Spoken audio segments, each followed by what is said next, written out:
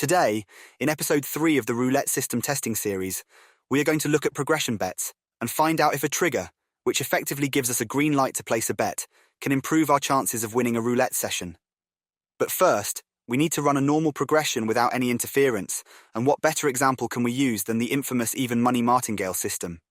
We did say we would look at this in the first video, but we got a bit sidetracked with the flat bets. So, let's just get started with a standard martingale bet. We're going to bet on red starting with £1, and we will run through a few spins to check the bet is working as expected. So we can see the simulator has split £1 across the red pockets, and we are ready to process the first spin. It's black, so no win. There's a few blacks in a row, so we can see the bet value doubling as you would expect with the martingale progression. Oh, there's the first win on red 12 returning us £16, so that seems to be working okay. Let's just run a few more. I remember now at the beginning of session 1, there is a lot of blacks to start with, but that's okay. Our progression seems to be running fine. We can see there are a few reds in a row coming up, so let's just see them get processed. Yes, I think that will do. Let's bring in the automated bet trial screen and run all the sessions. So the first session is off to a good start with a healthy profit. It required a £758 stake, however it returned over 50%, which isn't bad considering it's only making £1 per win. Session 2 isn't so good as we would have needed over £2,000 in the kitty, and that also means at some point, we would have been risking a lot of money just to win back £1. If only all sessions could be like session 3. Oh dear, that's a bit drastic look at session 4. Not only would it have breached most people's bankroll, but the bets being placed are likely to have been way over most roulette tables' limits. Let's just see where this is heading for a bit, although it doesn't look like it's heading anywhere good.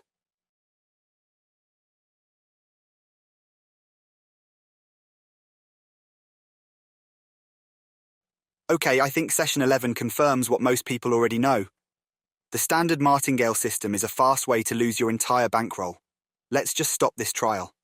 Left unchecked, we can see just how quickly the martingale bets can get into trouble. It all works in theory if you have an infinite budget and no table limits. However, we live in the real world.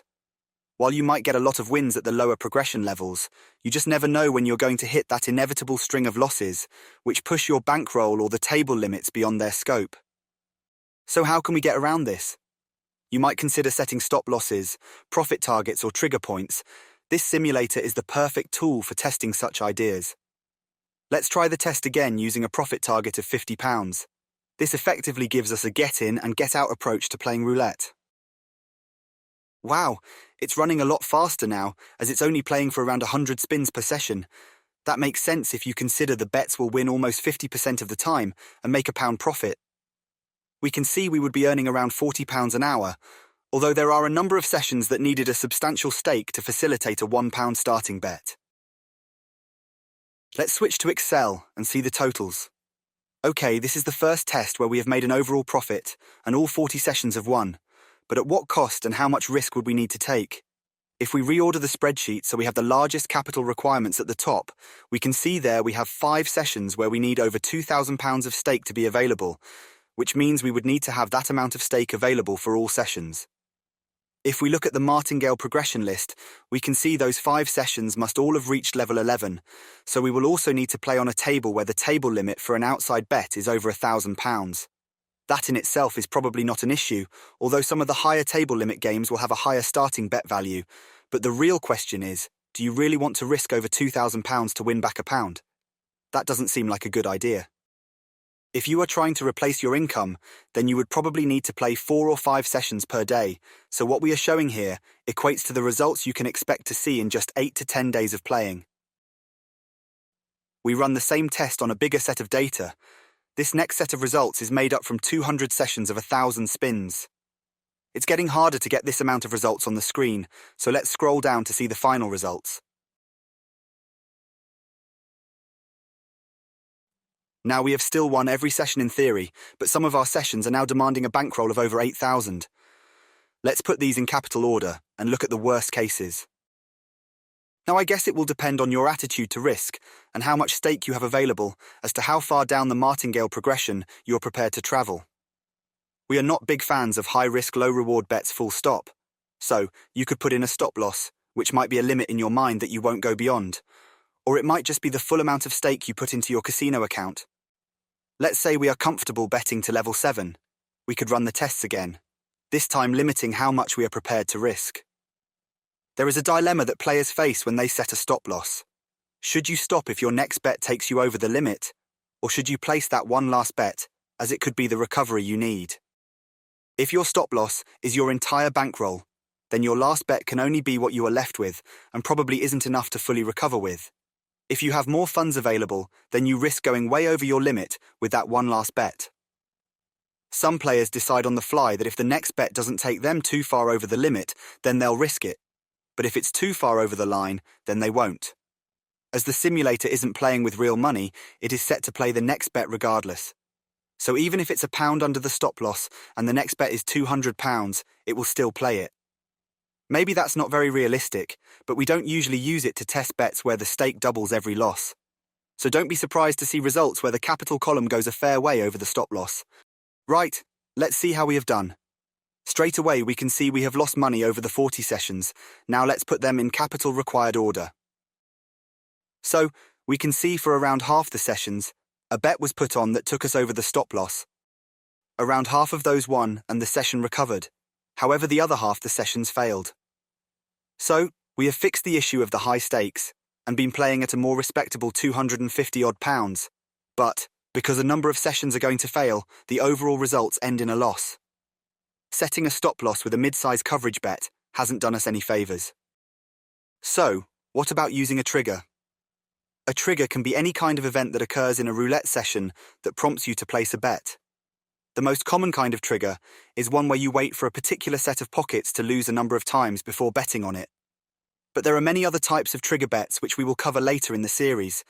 But going back to a loss level trigger, the theory is that if, say, Reds have lost 5 times in a row, then they must be due or more likely to win. This is the essence of the gambler's fallacy. Now, we don't want to get into a debate on the fallacy in this video, as we want to finish off by demonstrating a trigger bet. However, we cannot completely ignore it.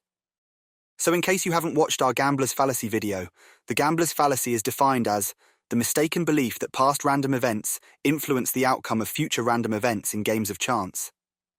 For example, in roulette, a player might think that if black has come up several times in a row, red is more likely to occur next. In reality, each spin is independent, and previous outcomes do not affect future results. This fallacy leads gamblers to make irrational decisions based on perceived streaks in random events. Blah, blah, blah. Although if you include statements like the wheel or ball have no memory, then the fallacists have a pretty compelling argument. However, we strongly disagree with the fallacy. You cannot ignore probability.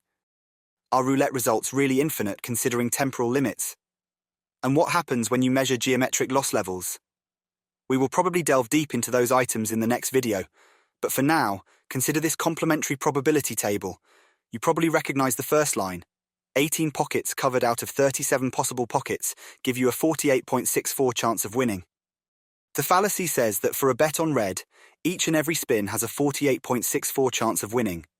But when you create a series of bets like a progression on 2 or more consecutive spins, it is you who is effectively making the results dependent on each other, and the probability accumulates. Now let's get back to our trigger bet.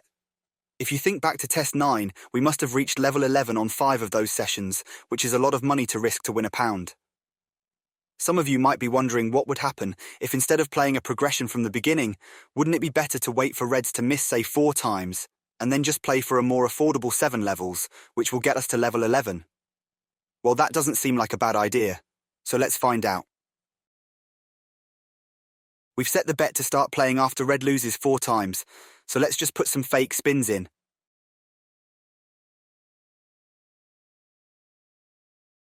Now we will enter 4 blacks in a row.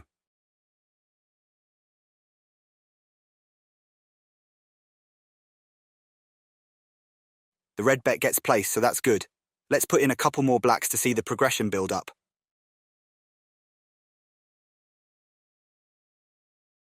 Now a red to get a win. Yes, that's good. Let's do 4 more blacks.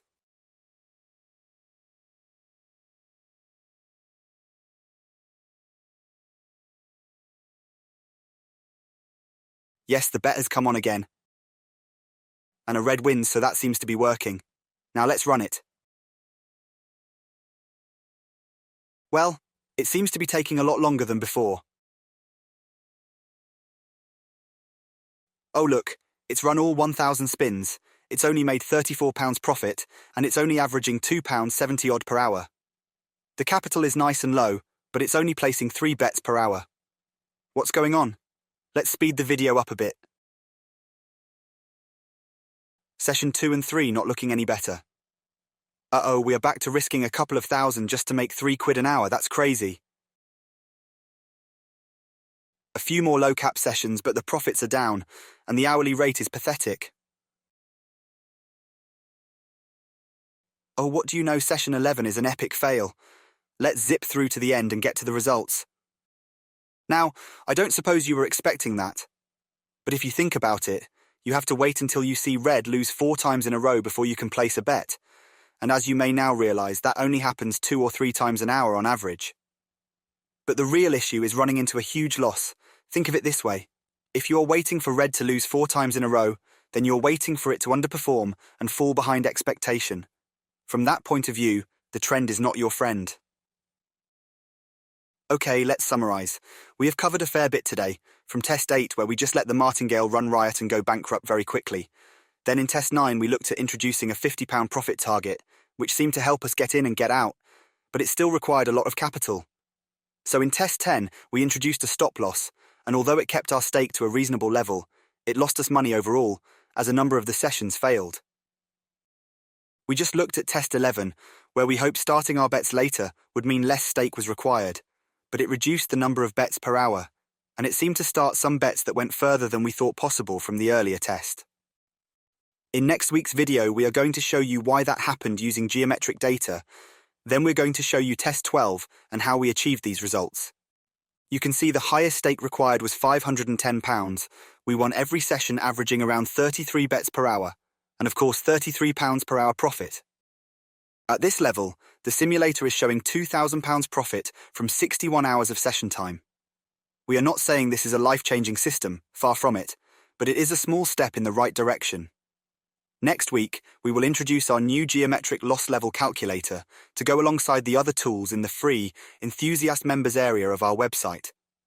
It's this tool that will help you understand Test 12 and demystify the gambler's fallacy a bit further. Well, we'd better go and get started on that video now. The time flies so fast when you're having fun.